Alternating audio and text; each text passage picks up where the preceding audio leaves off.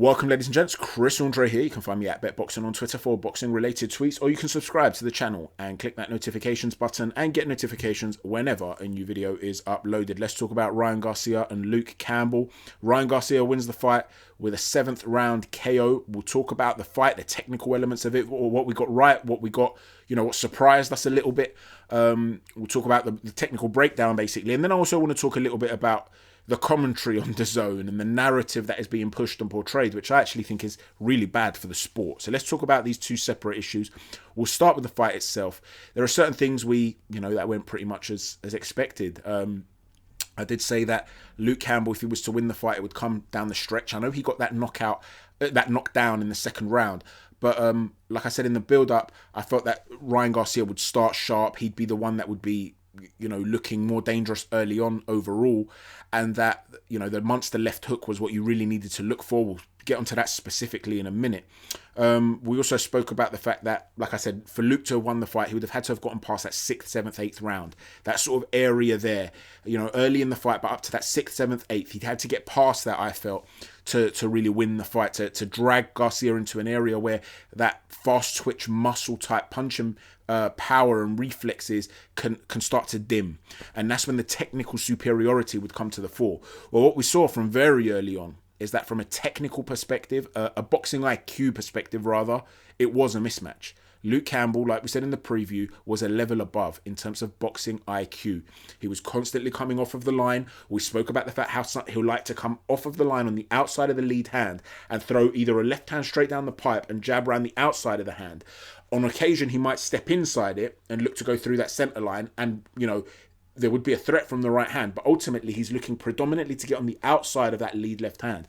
And you saw consistently him causing a whole host of problems with that fact. In round 4, I had my scorecard like Gareth A. Davis, by the way. I know that the Chris Mannix had everything to Ryan Garcia apart from the knockdown round, which, go and watch round 4 again. Luke Campbell couldn't miss with the jab on the outside of the guard and the left hand down the pipe to the body. And he was very, very smart at doing that. He was setting a trap. Because then what happens, if you go back and see it, you'll see that on the one occasion where he stepped inside of that lead hand, he threw the jab, then he came upstairs with the shot, and you'll see with a looping shot, but it was it ended up through the trajectory of the center. You'll see that Ryan Garcia's right hand comes down because he has invested enough punishment into that body consistently to set a trap. So Ryan Garcia assumes that shot's coming low, the hand comes low, it catches him in the face. He outthought him, he outsmarted him. We'll get to what Ryan did very, very well by outsmarting Luke, though, in a moment. We'll get to that in a second. But that consistent movement on the outside, and it was either a straight shot down the pipe or to the body, or sometimes he'd throw a loop on it to make it a little bit harder to read. So sometimes he'd throw it straight, and when Ryan Garcia started to get used to the shot coming straight, and he knew he could just turn slightly his shoulder or bring the right hand into a line where he's going to protect both his chin, the center line essentially. When he's thinking about doing something like that, Luke Campbell starts looping the shot around. So there was variation, but consistency in what was happening. And you could see that from the perspective of sheer thinking and boxing IQ, Ryan Garcia was struggling to always keep him in line. And for large periods of the fight, the right hand was non-existent for Ryan Garcia. He took that right hand away from him, and he was out jabbing him. But the reason Ryan was winning a lot of the rounds, so I had Ryan winning the first, the 3rd, the 5th, the 6th, and then obviously the KO round came. I had Luke winning the 2nd and the 4th. But even in the rounds that Ryan was winning early, the 1st and the 3rd, you could see that from, he was getting outthought at points. And the reason he was winning is because he was pushing Luke back and landing the thudding shots. But it was that physical element. We spoke about how from a technical or rather boxing IQ perspective, it was Luke's. From a physical perspective, it was Ryan's. You could see that playing out. Now, what Ryan Garcia did, which was lovely, really, really smart, and you could see he's been working with Canelo Alvarez, in the analysis, the post-fight analysis for Canelo Alvarez and Callum Smith, we spoke about the different things that Canelo does. We gave quite a detailed breakdown in that video. Please go watch that video again. In fact, I'll put the link in the description box of this video for those that want a refresher. We spoke about how Canelo sets certain shots up and by dipping in the same way, shaping up as though he's going to throw the same type of shot, but he can vary it. He can go upstairs, downstairs. He could mid-range. He could throw, mid-height. He could throw a shot in any particular way, or even a different type of shot. Rather than a hook upstairs, sort of to the body or low, he'll even come through the middle with an uppercut. But he's shaping in that same way, and he'll change it mid-trajectory of a punch. We explained how he had success with Kovalev, changed the fight against Kovalev with that shot. He did the same with Golovkin. He didn't change the fight, but he landed a nice crisp left hook. When he was shaping to go to the body, Golovkin brought his hands down, the shot came upstairs. Well, Ryan Garcia did the opposite thing today. He was launching left hooks upstairs, which is his signature punch, that short catch left hook. So he shapes up, that thing we spoke about where he doesn't really exit the center line, quite upright. That left hook comes as though it's going to come high this time rather than low, and he changes it mid-trajectory and shoots it lower. Luke Campbell's hands come up, catches him in the liver. That's all she wrote. It was a lovely, lovely shot straight out of the Eddie Reynoso stroke Canelo Alvarez playbook. And it was a lovely, lovely stoppage. The punch that really changed the course of the fight, though, was that left hook that caught Campbell at the end of the fifth. And Campbell was gone at that point. If that was another 30 seconds that round, I believe Ryan Garcia would have knocked him out. He was gone. He never really recovered. You know, we're speaking about the fact that he's coming outside that lead arm and constantly outside that lead leg, but in a manner that was preventing that check left hook. He stopped doing that as effectively. He started to be more stationary, and Ryan was able to line him up with that right hand more, and that's when he was able to really let go of his hands. And Luke was covering up quite well. You know, he wasn't getting beaten up, but he was edging the rounds after that. You know, the fifth, he like I said, that was the round where he hurt Luke. The sixth, he won quite well, not really beating up Luke, but he was doing enough. And then the seventh, obviously, the knockout came. It changed the course of the fight. He overcame a lot of adversity, and he showed an ability to do that, and you've got to have a lot of respect for that. You've got to put a lot of respect on Ryan's name for that, because, you know, he's gone down. He's up against a very smart boxer, and he's found a way to bite down on that gum shield and come through it, and you've got to, you know, put a lot of respect on that name. I have to be honest, post-fight, all the talk of him and Devin Haney and him saying he wants Tank. Devin Haney beat him the last two times they faced each other in the amateurs. I'm not getting the feeling that Ryan Garcia wants to fight Haney at this stage. I think he sees him as a significant threat. And we spoke in the preview video of this fight why he might feel he'll have success against Tank, but also why Tank might feel he'll have success against Ryan Garcia. And we spoke in the preview about one of the things he does. He stays upright, pulls back and keeps that chin up in the air, and that it's shots that come from a low position that are rising that could cause him a problem.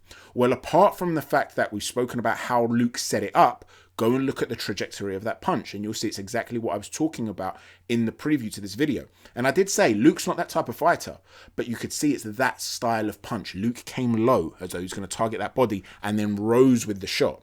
Those shots where you're coming low and you're rising because he's so upright and doesn't lean back. If you saw the Gutierrez fight beforehand against Rene Alvarado, you'll see that okay, I mean, it was obviously a very close fight, but one of the things I want you to notice with Gutierrez, when he leans back off of the shoulder. He'll turn off the shoulder, and he's leaning all the way back here. So as that shot comes, if you're throwing a straight shot, I use this magazine right here. If I'm throwing a straight shot, it's drifting over my head.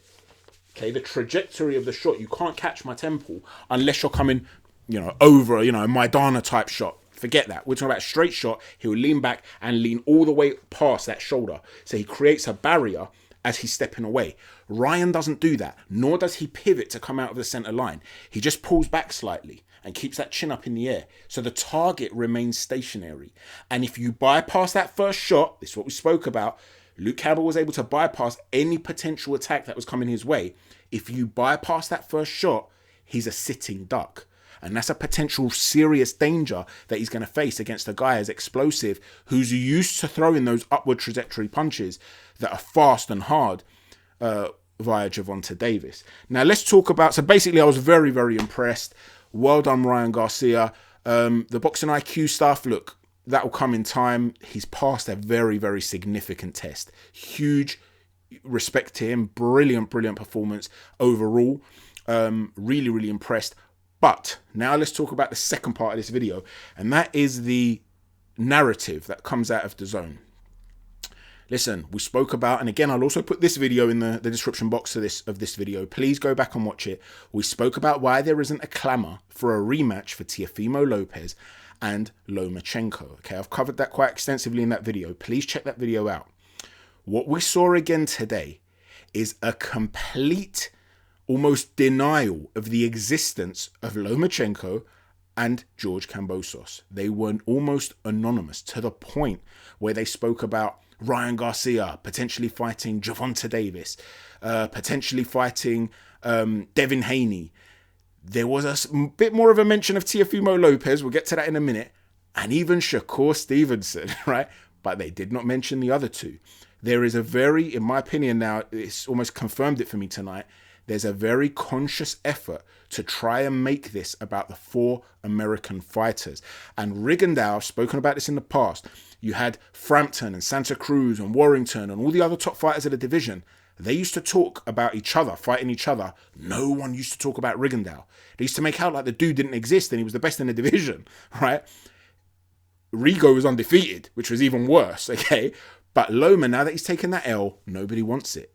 I genuinely believe that. Like I've said in the past, if you are an undefeated, well, he was defeated early in his career. If you are a pound for pound top 3 fighter, maybe the best pound for pound fighter in the world, and you lose a fight whereby you're edged out, you're outworked essentially on volume in the rounds that you lose. But the rounds that you win more significantly. And you lose a fairly close fight, 7-5, maybe 8-4. And there isn't a clamour for a rematch when the underdog dethroned the pound for pound #1 fighter in the world. It's a rare thing. You're not going to see it often. And it seems to me to be like there is a conscious effort, financially driven effort, to talk about the 4 American fighters. Now, one of the reasons that this is a little bit concerning to a point is that the only one who I felt was really more, should we say, fair and open in this was Sergio Mora. I thought Chris Mannix was very biased, okay, in the way they were discussing this fight. But Sergio Mora, when he was asked who the best of the young prospects were, he said, who do you think it is? Is it Ryan Garcia? Is it Devin Haney? Is it Gervonta Davis? And then it just stopped there, right? And Sergio Mora had to pipe up and say, well, actually, I think it's Teofimo Lopez. I think he's by far the best of them. And you could see the host was a bit perplexed. These sorts of things, guys, we've got to stop this politics in boxing. And as fans, regardless of who you're a fan of, you might be a massive fan of Teofimo Lopez. You think that he could beat Lomachenko again. Brilliant. Call for that rematch. Get him to knock him out so that it's definitive. He catapults himself into stardom. Or you might be a fan of Gervonta Davis. You might be a fan of Ryan Garcia. Come out and say, listen, I don't like the narrative here. Because as boxing fans, we're seeing too much politics in this sport. And unless you continue to want to keep seeing things like Crawford against Spence, where they're not fighting each other and you keep hearing these silly things like, cross the channel, cross the, whatever it is they say, cross over to this channel or whatever, and, come over to this side and you'll be able to make the fight happen. Listen, we do not want that in boxing, okay? There's too much talk as though there's only the existence of 3, and in some regards, because Teofimo Lopez has got all the belts, 4 fighters who are only American-based. Guys, boxing's bigger than that. We need to see these fights happening. We have to, as far as I'm concerned, see Lomachenko in the mix. You have to see it. It's just not the same if he's not in the mix again. Kambosos, he's the mandatory for Devin Haney. We can't just ignore the existence of these guys, okay?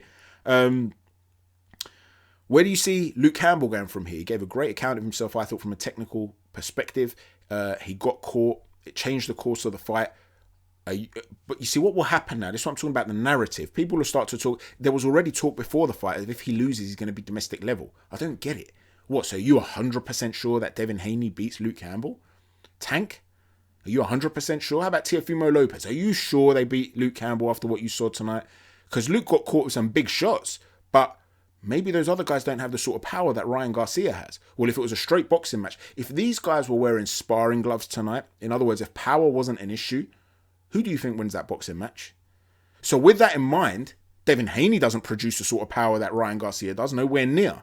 So why are you so sure that Devin Haney outboxes Luke Campbell? We've got to be honest and open, and when there are top contenders, we've got to talk about them like they're top contenders. And that way this division stays as rich as possible, because it is a very deep division. There's so much talent here. And I do not want to be seeing guys being frozen out because of biases that are occurring with the narrative and the way the sport's being spoken about by those with vested interests. As fight fans, we've got to be as neutral as possible in demanding that all the top guys are fighting each other. Now, let me know what you think, guys. Tell me of any technical idiosyncrasies that you saw tonight. What impressed you? What do you think of Ryan Garcia's performance? Where can he improve? Same with Luke Campbell. How did both of these guys fare against the other top guys in the division? Thanks for watching. Chat to you soon. God bless.